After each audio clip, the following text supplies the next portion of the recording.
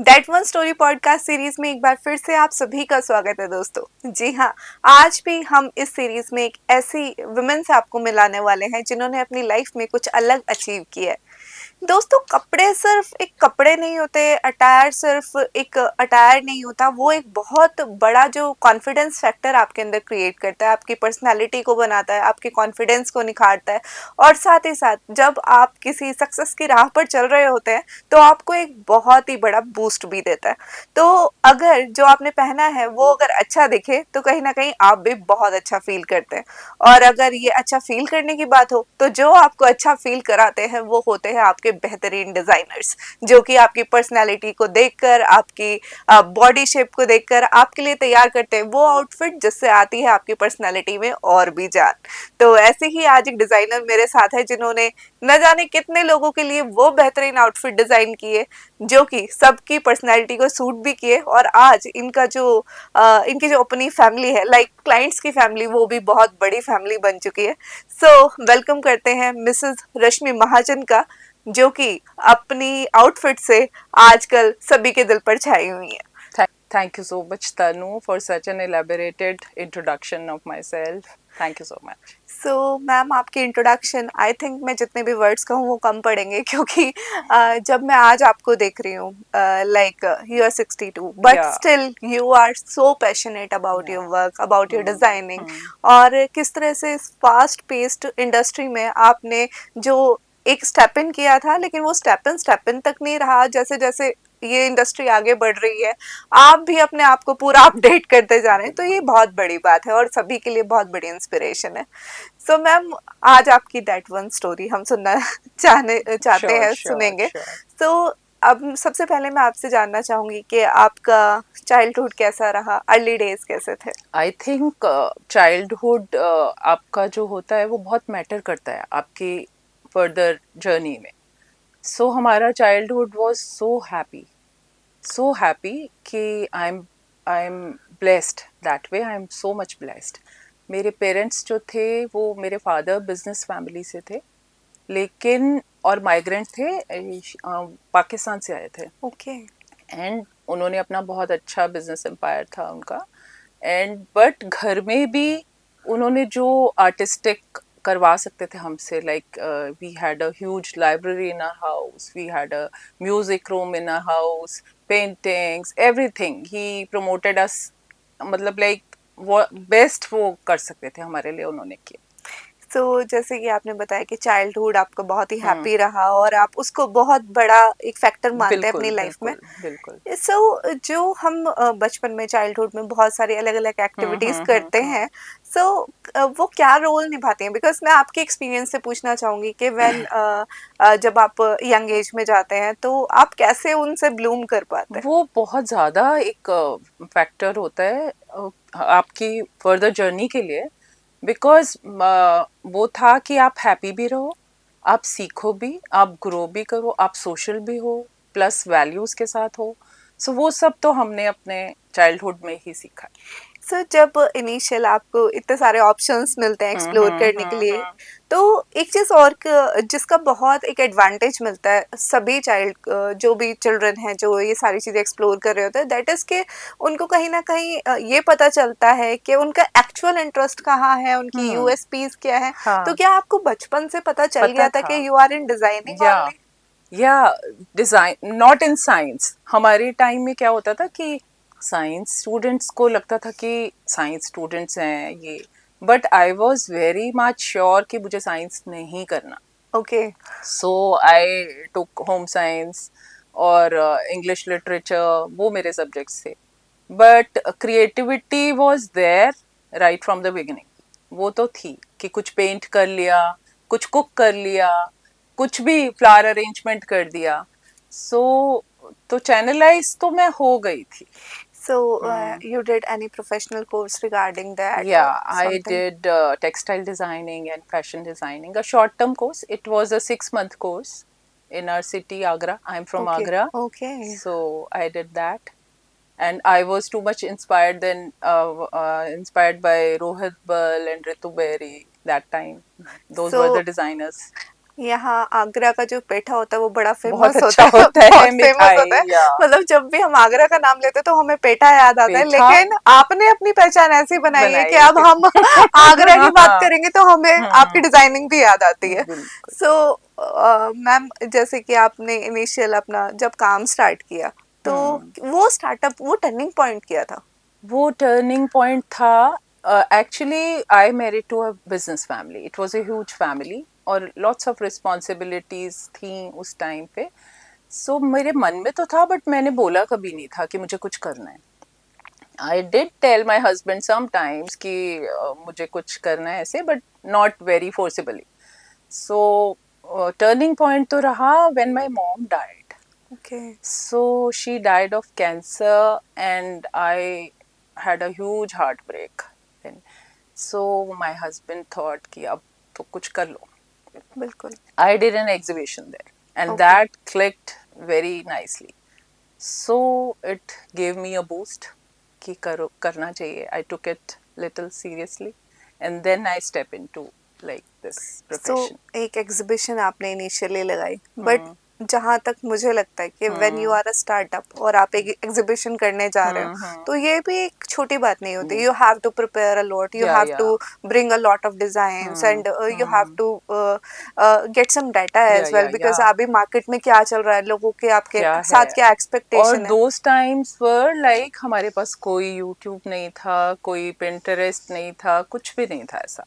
So we create our own designs. So how many designs you I initially? I prepared I think 200 pieces, 200 pieces for the 200 exhibition? different pieces, Okay, all types, all for types. youngsters, for like middle aged women, everything.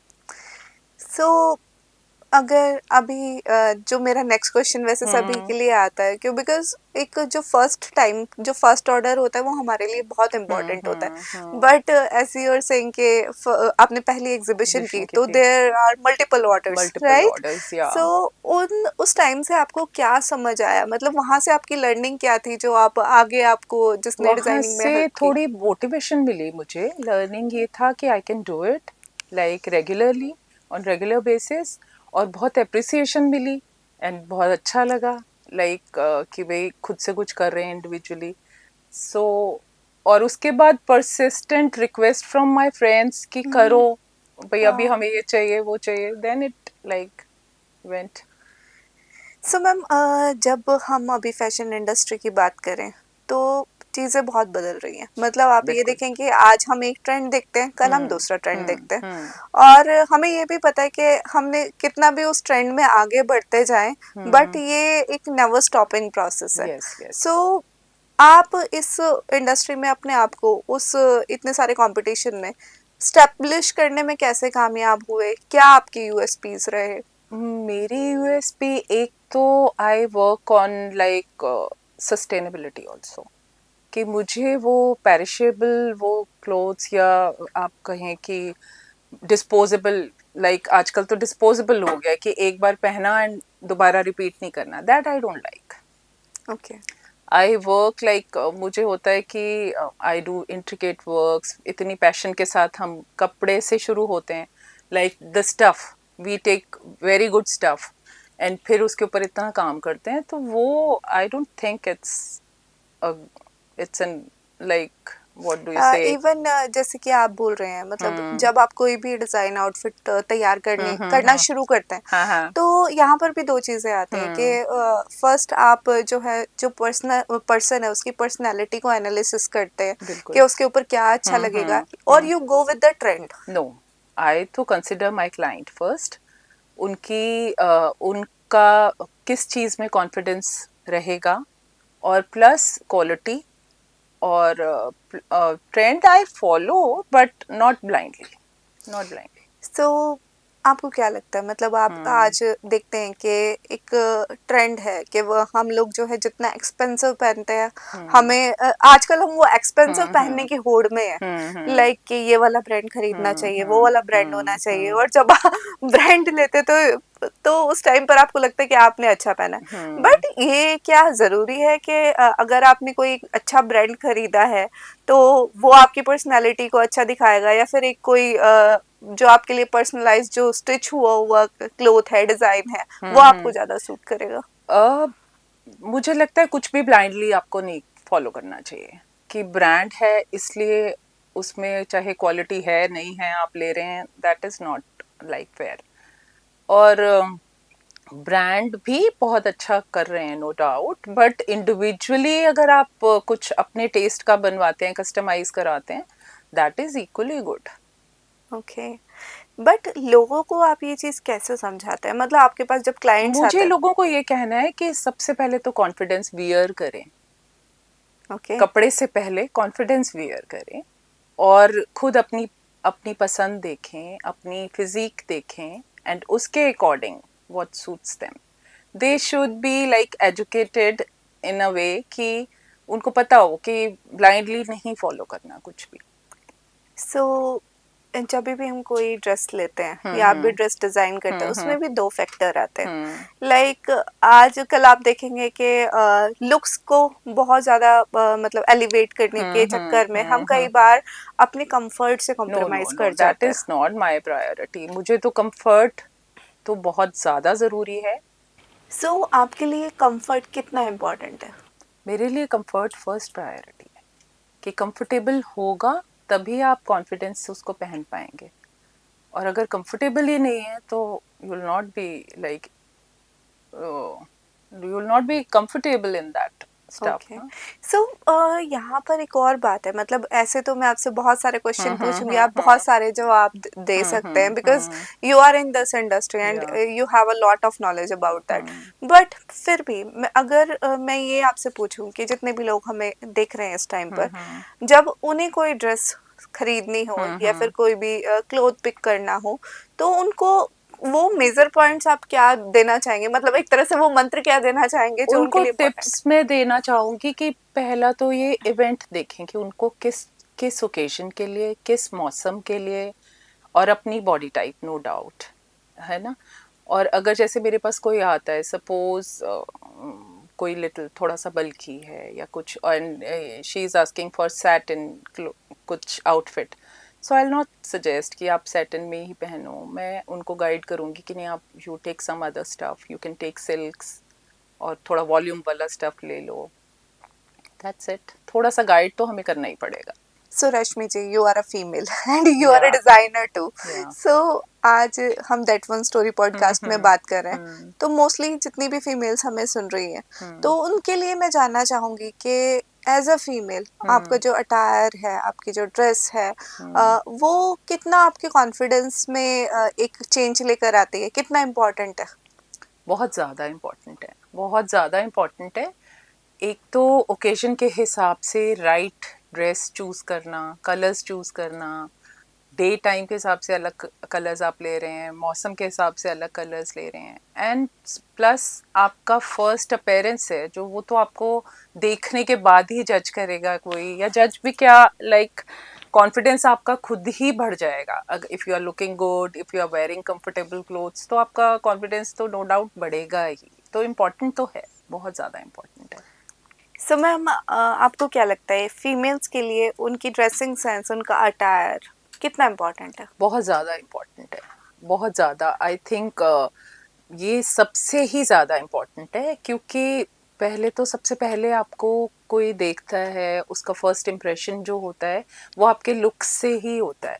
और उसके बाद if you are feeling good कि आपने अच्छा पहना है, तो आपका कॉन्फिडेंस लेवल नेक्स्ट लेवल हो जाता है। तो बहुत फ़र्क पड़ता है इसमें। तो मेरे को तो लगता है नंबर वन पॉइंट है कि आपने अगर अच्छे से आपको ड्रेसअप किया है अपने आप को according to your like age, according to your occasion, और मौसम के हिसाब से आपने अपने आप को ड्रेसअप किया है, तो बहुत ज़्यादा इम्पोर्टेंट है। सो मैम बिल्कुल इम्पॉर्टेंट है, और कहीं ना कहीं जो आपका जैसे आपने कहा कि your first impression is very important. Yes. But आजकल जो है, आजकल आप देखते हैं कि लोगों के अंदर, स्पेशली अगर हम ब्राइड्स की बात करें, हम्म ये जो लुक है और ये जो ब्रांड कॉन्शियस होना है, ये हम्म इतना ज्यादा बढ़ गया है कि हम्म आजकल जब भी कोई शादी होती है, सबसे पहले तो जो वेडिंग अटायर है, जो लहंगा है, उसकी ही इतनी बड़ी होड़ मची हुई है। उसने 4 lakhs का पहना था तो मैं 5 lakhs का वियर करूंगी, 10 lakhs का मेरी फ्रेंड ने पहना था तो 15 lakhs मेरा होना चाहिए। And they are brand conscious के कोई बड़ा ब्रांड ही पहनना है। सो इस टाइम पर आपके पास भी लोग आते होंगे कि बिल्कुल आते हैं ये पर्टिकुलर ब्रांड लेके, के वाले ब्रांड की हमें कॉपी एक तैयार करके दे देंगे क्या? तो आपका क्या टेक होता है? तो मुझे लगता है कि आपको खाली ब्लाइंडली फॉलो नहीं करना किसी चीज को, कि अभी तो कितने सारे ऐसे होते हैं ऑनलाइन परचेजेस जो आप बाद में आपको डिसअपॉइंटमेंट होती है। और मुझे लगता है सस्टेनेबिलिटी होनी चाहिए, होड़ तो बिल्कुल नहीं होनी चाहिए। आपको सिर्फ इसलिए कि एक ब्रांड नेम है आप कुछ भी ले रहे हैं, दैट इज नॉट राइट। आपको अपनी फिजिक के हिसाब से आप कस्टमाइज कराते हैं, आप स्टफ पे ध्यान देते हैं, और जो वर्क हो रहा है इंट्रिकेट वर्क है कि नहीं है, या ट्रेडिशनल बनाना है, तो आप अपने हिसाब से उसको करवा सकते हैं। और ब्रांड को फॉलो करना, I think it's not. so how much you are confident about your brand, I like am so much confident about 100 200% I am so confident. मतलब आपको लगता है कि जो यस, आपके पास आएगा, आएगा। जिस एक्सपेक्टेशन से आएगा, एंड फुल माई जस्टिफाई करेंगे। Satisfaction is my clients ultimate satisfaction actually. अभी मेरे से थ्रू होगा तभी होगा अगर मुझे बिल्कुल 100% यू आर श्योर। सेटिस्फेक्शन है। या सो आज हमने आपसे इतनी सारी बातें की, हमने बहुत सारे ट्रेंड्स पे भी बात की। हम्म तो अभी जाते जाते मैं एक हम्म क्वेश्चन और आपसे पूछना चाहूंगी कि श्योर। आज जो हमें सुन रहे हैं, उन सब के लिए आप क्या मैसेज देना चाहेंगे, particularly for the females, about the about anything, मतलब एनीथिंग, जो भी आपके दिल आई में है। थिंक फीमेल्स को, आई थिंक आज का टाइम ऐसा है कि आपको प्रोफेशनली कुछ ना कुछ तो ज़रूर करना चाहिए। बट मैं एक चीज़ तो ज़रूर करूँगी कि don't ignore your family, don't ignore the kitchen. Like जिसके लिए हम हेल्थ कॉन्शियस भी होना चाहिए, कि आप बिल्कुल ब्लाइंडली फॉलो मत करें ट्रेंड्स। आपको सब्सटेंस रखना ही है हर चीज़ मतलब में। लाइफ, वर्क लाइफ बैलेंस आपके लिए वर्क लाइफ बैलेंस ज़रूरी है to like give happiness to all your family members and to you, to yourself also. Full contentment आएगी ही तभी when you equally like give importance to your home, your like profession, everything. बिल्कुल सही कहा ma'am आपने। And आप भी समझ सकते हैं दोस्तों कि लाइफ के जो अलग अलग एस्पेक्ट्स हैं, जहाँ पर आपकी अपनी फैमिली भी है, आपका अपना बिजनेस भी है, आपका आपकी पर्सनल आइडेंटिटी, आपकी हॉबीज भी हैं, तो यानी कि आपको हर तरफ एक बैलेंस रखना बहुत ज़रूरी है। अगर वो बैलेंस आप मेंटेन कर पाएंगे, तभी आप एक हैप्पीनेस जो आप लाइफ में ढूंढते रहते हैं, उसकी तरफ जो है बढ़ पाएंगे, स्टेप आगे ले पाएंगे। तो दोस्तों आज हमने कितनी सारी बात की, तो आई नो कि आपको भी बहुत कुछ समझ आया होगा कि आपको जब भी अपनी ड्रेस की डिजाइनिंग सोचनी है, फैशन के बारे में सोचना है, तो किन बातों का आपको ध्यान रखना चाहिए। तो दोस्तों ये था हमारा आज का पॉडकास्ट मिसेस रश्मि महाजन के साथ। मैम बहुत बहुत थैंक यू आपका हमारे Thank पॉडकास्ट you पर so आने के लिए। much, Tanu. Thank you so much. सो दोस्तों ये थी हमारी आज की गेस्ट। लेकिन इस सीरीज में अभी बहुत सारे गेस्ट आना बाकी है, जो आपको बहुत सारी नॉलेज देकर जाएंगे, बहुत सारे टिप्स देकर जाएंगे। सो इसी तरह पॉडकास्ट फॉलो करते रहिए और जल्दी मिलेंगे नेक्स्ट पॉडकास्ट के साथ।